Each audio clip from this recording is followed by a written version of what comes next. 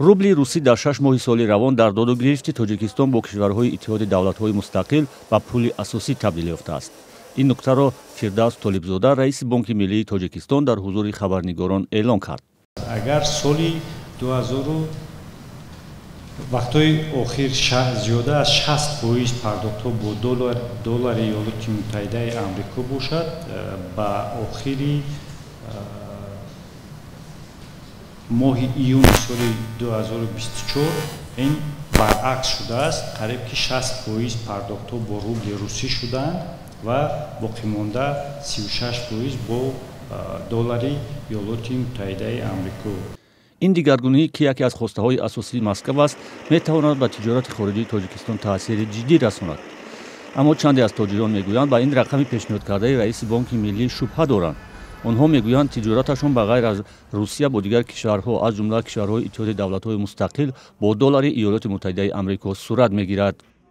молу маҳсулотое ки аз Русия оварда мешаванд, яъни ҳар сол бо рубли русӣ оварда мешуд ва имсол ҳам ва соли оянда ҳам бо рубли русӣ оварда мешавад. ҳеҷ вақт аз кишварҳои дигар рубли русӣ намегиранд, ҳама доллар мегиранд. ҳатто аз Ӯзбекистон бо доллар мебиёранд. ба қавли иқтисодшинос Баҳром Шарифов, рубли русӣ ҳамчун асъор мавқеи ҷаҳонӣ надорад ва қурби он зери таъсири омилҳои гуногун бо суръати баланд поину боло мешавад. лекин ба назари ман дар оянда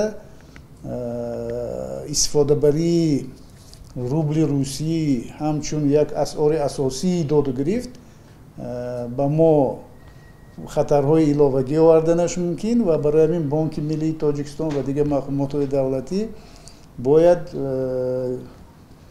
ҳар гуна асъори хориҷиро истифода барад. ба назари ин коршинос, афзоиши додугирифт бо рубл талабот ба долларро камтар карда боиси коҳиши қурби он дар баробари пули миллии сомонӣ шудааст.